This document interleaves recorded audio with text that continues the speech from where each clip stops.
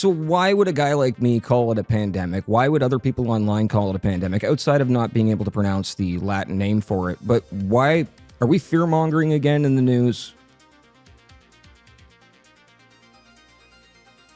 As America celebrates its 250th birthday, they're celebrating in style with something that's being called a poop pandemic on social media because of a horrible virus sweeping through America, especially in Michigan and Ohio, and it's affected thousands of people. Well, that's what it's called, Brady. Be mature. No, but I think that's what we called it. I don't know. Is the media reporting it as a poop pandemic? Well, I think the ones that have trouble like pronouncing the actual Latin name of the virus, yes. Okay. All right. Well, I just pulled, when I was making the calendar for this week, I just pulled it and I figured let's call it the poop pandemic. Yeah. So I'm not surprised that that's the name that's caught on.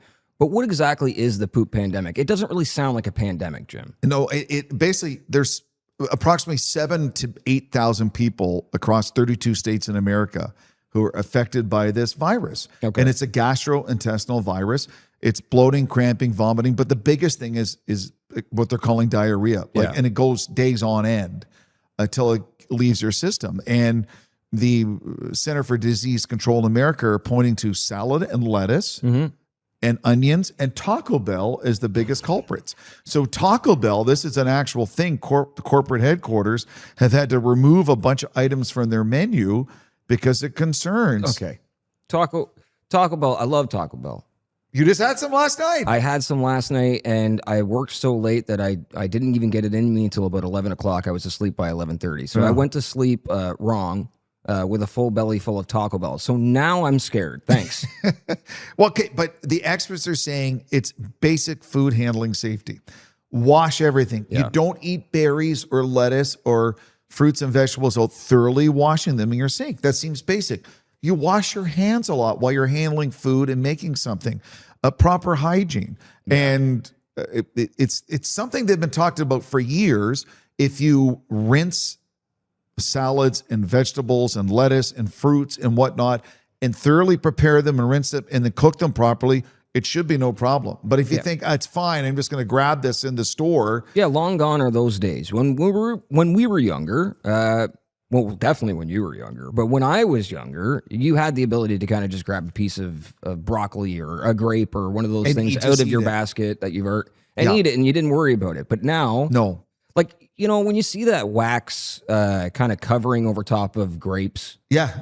To me, I always thought, oh, that's just naturally the way that the skin looks until I actually seen a winery. And they're like, wait a second, where's the covering? Yeah, where's the covering? So that seems to be like residue from whatever there's being sprayed. Now, here's the other fact.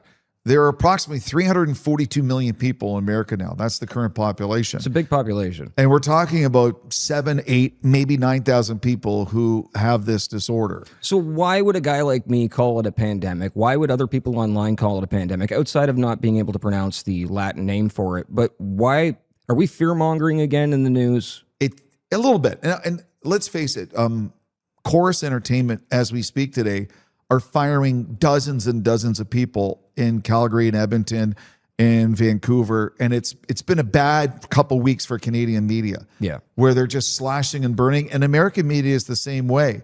This gets clicks. This gets views. This is read. This creates content. And the Wall Street Journal and Bloomberg News and major networks are covering it. And now, I think 30 years ago, it would have been, oh, and by the way, it's the third or fourth item in a news thing. It would have been the story before the water skiing squirrel. Exactly. Yeah, like in Ron Burgundy. Yeah. Exactly. But now it's like, oh, wait a sec. This is views. This is clicks. Red alert.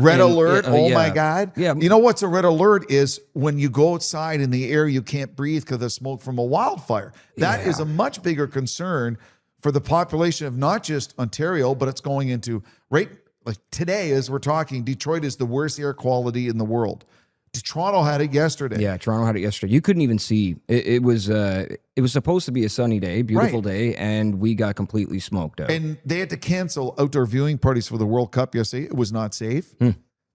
That, to me personally, that's affecting way, way more people than the potential for this, that someone got lazy, didn't wash their vegetables and fruits, or maybe had Taco Bell 11:30 after a 6-hour bender at the pub. I didn't do that. That was well. No, I don't drink. That's not what I'm not like. But I know what you mean. I know what you mean. So late night Taco Bell, maybe stay away from it. And that's no late night fast food for anyone. It may not agree with you. I'm not trying to throw dirt on that franchise either. What I'm No. saying is I think just because they use so many fresh ingredients, that's Exactly. probably why. And it just happens to be a meme that, Taco Bell can. So into the stories, there's a photo of someone holding a bag of Taco Bell. But what they're doing is a lot of the produce items that are being caused as the point to this, they're removing it until further notice out of precaution. Well, I woke up this morning and I noticed, because I had only been seeing articles and headlines coming in from the United States, specifically Michigan and Ohio. Right? That's where it's biggest. Yeah. But this morning I did see Quebec saying that there is a parasite going around in some of these fruits and vegetables. They're saying it's not the same parasite as far as they know. But we now have our own warnings. Yes, but the emergency doctor, a brilliant doctor, as he said, wash everything. Yeah. Wash your hands while you're preparing food and cooking. Wash all the vegetables and fruits. It's kind of food prep 101 and it's hygiene 101. And hygiene is, it's something that has been an issue for people for generations. And it's still a big thing. If you exercise proper hygiene, you're probably going to be okay. Look, I thought we got the hygiene thing figured out over 6 years when we were told everywhere we had to go, we had to put hand sanitizer on and wash your hands 9 times a day to the point where they're bleeding. Exactly. And get cracks in your knuckles. I thought we figured this out. Why are we back to not washing our hands again, Jimmy? Brady, I don't know. But that's what the emergency doctor out of Montreal said. And that's what the Center for Disease Control America is saying. They're reminding people to be thorough washing your hands and then thoroughly rinse all your vegetables. Well, they're also saying, too, when you're rinsing vegetables and you're rinsing fruits now, to maybe use a vinegar solution with your water, right? That could also help prevent things like this from happening. And it also keeps your food a little bit fresh longer, right? So like 1 part vinegar, 3 part water? Whatever, whatever your preference is. I'm thinking, though, if you use vinegar and you're like washing a whole big bin of raspberries, do a very good job on trying to rinse those because there's so many crevices in something like a raspberry or a strawberry that you're going to take a bite and get that vinegar taste that might throw you off from it. But it does keep your food preserved a little bit more washing it with vinegar and water, and it seems to clean it and keep it clean. Now, let's face it. It was, about 4 or 5 months ago? I believe it was a cruise ship. Oh, yeah. They had a carnival. Half the people had an illness, right? There was a hotel in Mexico.